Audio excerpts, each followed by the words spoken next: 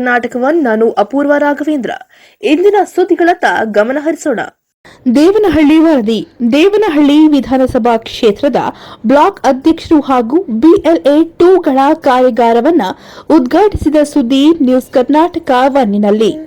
ಲೋಕಸಭಾ ಚುನಾವಣೆಯಲ್ಲಿ ಬಿಜೆಪಿಗೆ ಸೋಲು ಶತಸಿದ್ಧ ವೀರಪ್ಪ ಮೊಯ್ಲಿ ಭವಿಷ್ಯ. 40% ಭ್ರಷ್ಟಾಚಾರದಡಿಯಲ್ಲಿ ಬಿಜೆಪಿಯವರನ್ನ ವಿಧಾನಸಭಾ ಚುನಾವಣೆಯಲ್ಲಿ ಜನರು ಮನೆಗೆ ಕಳುಹಿಸಿದ್ದರು. ಮುಂಬರುವ ಲೋಕಸಭಾ ಚುನಾವಣೆಯಲ್ಲಿ ಸೋಲು ಕಟ್ಟಿಟ್ಟ ಬುತ್ತಿ ಎಂದು ಮಾಜಿ ಮುಖ್ಯಮಂತ್ರಿ ವೀರಪ್ಪ ಮೊಯ್ಲಿಯವರು ಹೇಳಿದರು.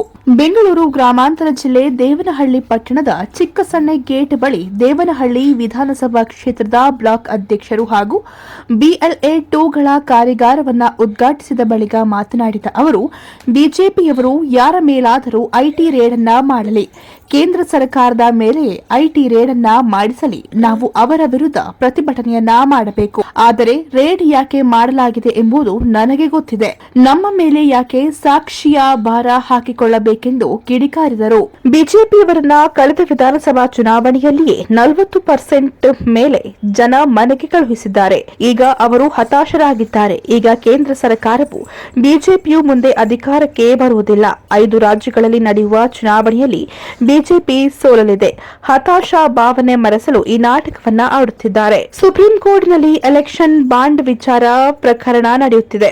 ಅದರಲ್ಲಿ 100ಕ್ಕೆ 94 ಭಾಗ ಬಿಜೆಪಿ ಬಾಂಡ್ಗಳ ವಿಚಾರಣೆ ನಡೆಯುತ್ತಿದ್ದು, ಸಾವಿರಾರು ಕೋಟಿ ಬಿಜೆಪಿಗೆ ಹೋಗುತ್ತಿದೆ ಎಂದು ಮಾಜಿ ಸಿಎಂ ವೀರಪ್ಪ ಮೊಯ್ಲಿ ವ್ಯಂಗ್ಯವಾಡಿದರು. ಆಹಾರ, ನಾಗರಿಕ ಸರಬರಾಜು ಮತ್ತು ಗ್ರಾಹಕ ವ್ಯವಹಾರಗಳ ಸಚಿವರಾದ KH ಮುನಿಯಪ್ಪ ಅವರು ಮಾತನಾಡಿ, ಕಾಂಗ್ರೆಸ್ ಪಕ್ಷ ನುಡಿದಂತೆ ನಡೆಯುವ ಪಕ್ಷ. ನಮ್ಮ ಸರ್ಕಾರ ಅಧಿಕಾರಕ್ಕೆ ಬಂದ 100 ದಿನಗಳಲ್ಲಿ 4 ಗ್ಯಾರಂಟಿಗಳಾದ ಅನ್ನಭಾಗ್ಯ, ಗೃಹಲಕ್ಷ್ಮಿ, ಗೃಹ ಜ್ಯೋತಿ, ಶಕ್ತಿ ಯೋಜನೆಯು ಪ್ರತಿಯೊಂದು ಮನೆಗೆ ತಲುಪಿಸುವಲ್ಲಿ ಯಶಸ್ವಿಯಾಗಿದ್ದೇವೆ.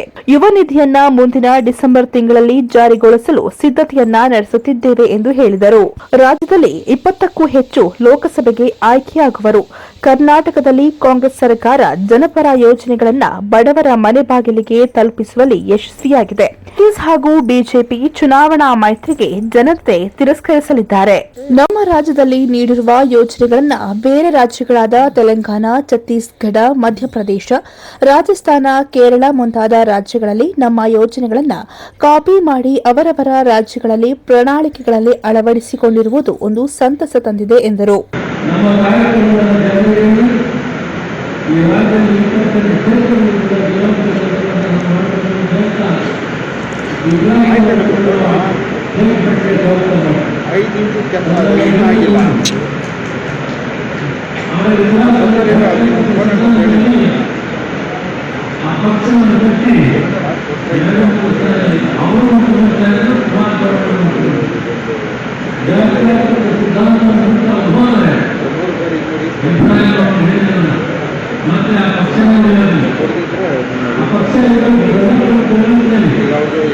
ಯಾವುದೇ ಪಕ್ಷ ಕೂಡ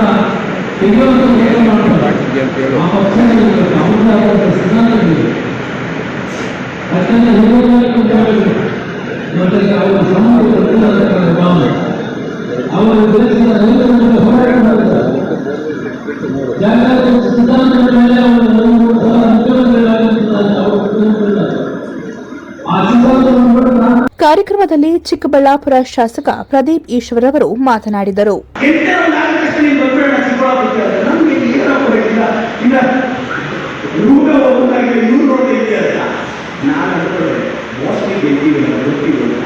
ಹೋಗಿ ಆ ರೂಮ್ನ ಓಪನ್ ಮಾಡಿಸಿ ಫಸ್ಟ್ ರೌಂಡ್ ಈ 4ರಲ್ಲಿ 8ನೇ ರೌಂಡ್ ಒಪ್ಕೊಂಡು ಹಾಕಿದಂತ ಮನೆಯಲ್ಲಿ 8ನೇ ರೌಂಡ್ ನಾವು ಗೆದ್ವಿ. ಪಾಪ ಪಟಾಕಿ ಅವ್ರ ಕಡೆ ಒಂದು ಅವ್ರು ಗೊತ್ತಿಲ್ಲ, ಗೆದ್ಬಿಟ್ಟು ಅವ್ರ ಕೇಳಿಸ್ಕೊಂಡು ಅವ್ರು ಪಟಾಕಿ ಹೊಡ್ಕೊಂಡಿದ್ದಾರೆ. ಯಾರು ಗೆದ್ದಿದ್ದಾರೆ ಅನ್ನೋದು ಗೊತ್ತಿಲ್ಲ. ಅದಕ್ಕೂ ಗಲಾಟೆ ಆಯ್ತು. ಇವರು ಪಟಾಕಿ ಇವರು ನಿಜವಾಗ್ಲೂ ಅಂದ್ರೆ ಗೊತ್ತಿಲ್ಲ. ಹುಡುಗರು ಹಳ್ಳಿಗಳ ಹಂಚ್ಬಿಟ್ಟು ಬಂದಿದ್ದಾರೆ. ಅವ್ರು ಗೊತ್ತಿಲ್ಲ ಯಾಕೆ ಗೆದ್ದಿದ್ದಾರೆ. ಬಟ್ ಇಲ್ಲಿ ನಾವೆಲ್ಲರೂ ಪಕ್ಷ ಸಂಘಟನೆ ಮಾಡೋಣ. ಕೇಳಿಸ್ತಾ ಇಲ್ಲ ವಾಯ್ಸ್ ಸರ್. ನಮ್ಮ ಮುಂದಿನ ಲೋಕಸಭೆ ಚುನಾವಣೆಗೆ ನಮ್ಮ ಪಕ್ಷ ನಾವು ತಯಾರಿ ಮಾಡ್ತಿದ್ದೀವಿ. ಪ್ರತಿ ಬೂತಲ್ಲೂ ನಮ್ಮ ಏಜೆಂಟ್ಸ್ ಏನಿರ್ತಾರೆ ಅವ್ರಿಗೆ ಟ್ರೈನ್ ಮಾಡ್ತಿದ್ದೀವಿ ಯಾವ ಥರ ಇದಿರಬೇಕು ಅಂತ. ಮತ್ತು ತುಂಬ ಎಫೆಕ್ಟಿವ್ ಆಗಿ ಕೆಲಸ ಮಾಡಬೇಕು. ನನಗೆ 100% ಭರವಸೆ ಇದೆ.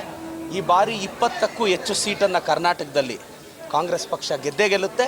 ಚಿಕ್ಕಬಳ್ಳಾಪುರ, ಕೋಲಾರ ಅಂತೂ 100% ನಾವು ಗೆಲ್ತೀವಿ. ನಾನು ಒಂದು ಸ್ಥಳೀಯ ಶಾಸಕನಾಗಿ ದೇವನಹಳ್ಳಿನೂ ನನ್ನ ಲೋಕಸಭಾ ಕ್ಷೇತ್ರದ ವ್ಯಾಪ್ತಿಗೆ ಬರೋದ್ರಿಂದ ಈ ಕ್ಷೇತ್ರ 100% ನಾವು ಗೆಲ್ತೀವಿ.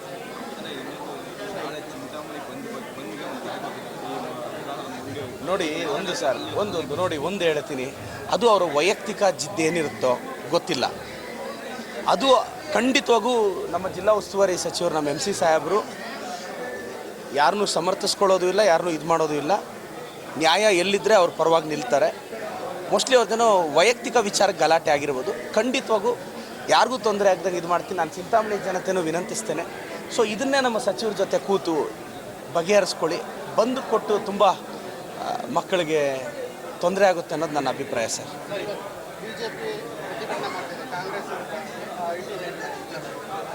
ಅಲ್ಲ ಸರ್, IT ರೈಡ್ ಬಗ್ಗೆ BJPಯವರು ಅವರೇ IT ರೈಡ್ ಮಾಡಿಸ್ತಾರೆ. ತನಿಖೆ ಮಾಡಲಿ ಬಿಡಿ. ಯಾರು ತಪ್ಪಿಸ್ತಿದ್ರೆ ಅವ್ರ ಮೇಲೆ ಕ್ರಮ ತಗೊಳ್ಳಿ ಬಿಡಿ. ಸುಮ್ಮನೆ ಬೇಸ್ಲೆಸ್ಸಾಗಿ ಆರೋಪ ಮಾಡಿದ್ರೆ ಅದರ ಅವಶ್ಯಕತೆ ಕಾಂಗ್ರೆಸ್ ಪಾರ್ಟಿಗೆ ಇಲ್ಲ ಸರ್. ಕಾಂಗ್ರೆಸ್ ಪಾರ್ಟಿ, ನಾನು ಈಗಲೂ ಹೇಳ್ತೀನಿ, ನಮ್ಮ ಗ್ಯಾರಂಟಿಗಳಿಂದ ನಾವು ಗೆಲ್ತೀವಿ. ಹಣ ಪ್ರಯೋಗ ನಾವು ಮಾಡೋದೇ ಇಲ್ಲ. BJPಯವರು ನೋಡಿ, ಈಗ ಅವ್ರು ಕಾಂಟ್ರಾಕ್ಟರ್ ಮನೇಲಿ ದುಡ್ಡು ಸಿಕ್ಕಿರೋದು. ಕಾಂಟ್ರಾಕ್ಟರ್ ಮನೇಲಿ ದುಡ್ಡು ಸಿಕ್ಕಿದ್ರೆ ಅದಕ್ಕೂ ಕಾಂಗ್ರೆಸ್ ಪಾರ್ಟಿಗೆ ಏನ್ರಿ ಸಂಬಂಧ? ಯಾರಾದರೂ ಅದರಲ್ಲಿ ಇನ್ವಾಲ್ವ್ ಆಗಿದ್ರೆ ತನಿಖೆ ಮಾಡಿಸಿ. IT ಅವ್ರ ಕೈಯಲ್ಲೇ ಇದೆಯಲ್ಲ, ED ಅವ್ರ ಕೈಯಲ್ಲೇ ಇದೆಯಲ್ಲ, ಕೇಂದ್ರ ಸರ್ಕಾರ. BJPಯವ್ರಿಗೆ IT ED ದಾಳಿ ಮಾಡೋದು ಬಿಟ್ಟು ಇನ್ನೇನು ಬರುತ್ತೆ? ಕ್ರಮ ತಗೊಳಕ್ಕೆ ಹೇಳಿ. ಸುಮ್ಮನೆ ಬೇಸ್ಲೆಸ್ಸಾಗಿ ಇಲ್ಲಿ ಕುತ್ಕೊಂಡು ಆರೋಪ ಮಾಡೋ ಬದಲು ಅವ್ರ ಸರ್ಕಾರನೇ ಇದೆ ಅಲ್ವಾ ಕೇಂದ್ರದಲ್ಲಿ. ನೋಡಿ, ನಮ್ಮ HD ಕುಮಾರಸ್ವಾಮಿ ಸರ್ ಅವರು ತುಂಬ ಹಿರಿಯರಿದ್ದಾರೆ. ಬಟ್ ಅವ್ರಿಗೆ ನನ್ನದೊಂದು ಬಹಿರಂಗ ಸವಾಲು ಸರ್. ನಿಮ್ಮನ್ನು ನಂಬ್ಕೊಂಡು ಮೈನಾರಿಟೀಸು, ಹಿಂದುಳಿದ ವರ್ಗದವರು ನಿಮ್ಮನ್ನು ನಂಬಿ ಒಂದಷ್ಟು ಓಟ್ ಹಾಕಿದ್ರಲ್ಲ ಕಳೆದ 20-30 ವರ್ಷದಲ್ಲಿ, ಅವ್ರಿಗೆಲ್ಲ ದ್ರೋಹ ಮಾಡ್ದಂಗ ಸರ್. ಈಗ ನೀವು BJP ಜೊತೆ ಇದೇ BJPನ ಕೋಮುವಾದಿ ಅಂತ ಬೈದು ಇವತ್ತು ಅದು ಯಾವ ಸಿದ್ಧಾಂತ ಇಟ್ಕೊಂಡು ನೀವು BJP ಜೊತೆ ಅಂದರೆ ನಿಮ್ಮ ರಾಜಕೀಯ ಲಾಭಕ್ಕೆ ಅಲ್ವಾ ಸರ್? ಇವತ್ತು ಮೈನಾರಿಟಿ ವ್ಯಕ್ತಿನ ನಿಮ್ಮ ಪಕ್ಷ ಲೀಡ್ರ್ ಮಾಡ್ತೀರಾ, ಸ್ಟೇಟ್ ಲೀಡ್ರ್ ಮಾಡ್ತೀರಾ. ಪಾಪ ಅವರೆಲ್ಲ ಈಗ ಇಕ್ಕಟ್ಟಿಗೆ ಸಿಗಾಕ್ಕೊಂಡಿದ್ದಾರೆ. ಸೊ ಹಿಂದುಳಿದವ್ರಿಗೆ, ಅಲ್ಪಸಂಖ್ಯಾತರಿಗೆ ಖಂಡಿತವೂ ಕಾಂಗ್ರೆಸ್ ಪಕ್ಷನೇ ಭರವಸೆ.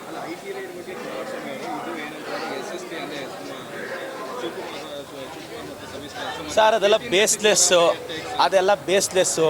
ಮೊನ್ನೆ ಕುಮಾರಸ್ವಾಮಿ ಅವರು ಡೆಲ್ಲಿಗೆ ಹೋಗಿ ಬಂದ್ರಲ್ಲ, ಕೇಂದ್ರ ಸರ್ಕಾರದವ್ರನ್ನ ಮಾತಾಡ್ಕೊಂಡು ಬಂದ್ರಲ್ಲ, ಅದು ಬಂದ ಮೇಲೇ ಇದಾಗ್ತಿದೆ. ನಾನು ಮತ್ತೆ ಕುಮಾರಸ್ವಾಮಿ ಅವ್ರಿಗೆ ಹೇಳ್ತಿದ್ದೀನಿ, ವಿನಾಕಾರಣ ನಮ್ಮ ಸಿದ್ದರಾಮಯ್ಯ ಸಾಹೇಬರು, DK ಸಾಹೇಬ್ರ ಬಗ್ಗೆ ಆರೋಪ ಮಾಡಬೇಡಿ ಸರ್. ಪ್ರೂಫ್ ಇಟ್ಕೊಂಡು ಮಾಡಿ. ನಿಮ್ಮದೇ ಅಲ್ವಾ, ಈಗ IT ರೈಡ್ ಮಾಡಿಸಿದ್ದೆ ಅವರು ಸರ್, ಇನ್ಯಾರು ಮಾಡಿಸ್ತಾರೆ? IT ರೈಡ್ ಮಾಡಿಸಿದ್ದೆ ಅವರು. ಮತ್ತು ಅವ್ರಿಗೆ ತಾಕತ್ತಿದ್ರೆ ಅವ್ರಿಗೆ ಈಗ ಏನೋ ಒಂದು ಅಜೆಂಡಾ ಬೇಕು. ಲೋಕಸಭೆ ಚುನಾವಣೆ ಅವ್ರಿಗೆ ಗೊತ್ತಾಗೋಗಿದೆ. BJP JDS ಅವ್ರಿಗೆ ಗೊತ್ತಾಗಿದೆ. ಅವರಿಬ್ಬರು ಒಂದಾದರೂ 7-8 ಸೀಟ್ ಗೆಲ್ಲೋದು ಕಷ್ಟ. ನಾವು 20 ಸೀಟ್ ಗೆಲ್ತೀವಿ ಅನ್ನೋದು ನಮಗೂ ಗೊತ್ತಿದೆ. ಅದಕ್ಕೆ ಅವ್ರು ಏನೇನೋ ಸ್ಟ್ರಗಲ್ ಮಾಡ್ತಿದ್ದಾರೆ. ಬಟ್ ಮೇಲೆ ಗೊತ್ತಾಗುತ್ತೆ.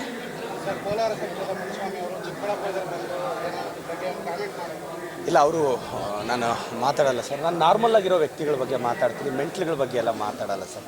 Thank you sir, thank you. ಸರಿ. ಶರತ್ ಬಚ್ಚೇಗೌಡ, ನಿಖಿಲ್ ರಾಜ್, ಜಿಲ್ಲಾ ಕಾಂಗ್ರೆಸ್ ಪಕ್ಷದ ಅಧ್ಯಕ್ಷರಾದ CR ಗೌಡ್ರು, ಬ್ಲಾಕ್ ಕಾಂಗ್ರೆಸ್ ಅಧ್ಯಕ್ಷರಾದ ಪ್ರಸನ್ನಕುಮಾರ್, ರಂಗಪ್ಪ, ರಾಮಚಂದ್ರಪ್ಪ, ಕಾಂಗ್ರೆಸ್ ಮುಖಂಡರಾದ ಶಾಂತಕುಮಾರ್, ನಾಗೇಗೌಡ, ಲಕ್ಷ್ಮಣ್ ಗೌಡ, ಲೋಕೇಶ್, ಶ್ರೀನಿವಾಸ್, ಹಿತ್ತರಹಳ್ಳಿ ರಮೇಶ್, ಲೋಕೇಶ್ ಗಾಂಧಿ, ದೊಡ್ಡ ಚೀಮಾನಹಳ್ಳಿ ದೇವರಾಜು, SP ಮುನಿರಾಜು, ಶಿವಾಜಿಗೌಡ, ಸುರೇಶ್, ನಾಗರಾಜು, ದೊಡ್ಡ ತತ್ತಮಂಗಲ ರಮೇಶ್, ಮಹಿಳಾ ಪದಾಧಿಕಾರಿಗಳಾದ ರಾಧಮ್ಮ, ಮೀನಾಕ್ಷಿ, ಮಮತಾ, ಬೆಂಗಳೂರು ಗ್ರಾಮಾಂತರ ಜಿಲ್ಲೆಯ ಎಲ್ಲಾ ತಾಲೂಕುಗಳ ಬ್ಲಾಕ್ ಮಟ್ಟದ ಪದಾಧಿಕಾರಿಗಳು ಈ ಸಂದರ್ಭದಲ್ಲಿ ಉಪಸ್ಥಿತರಿದ್ದರು.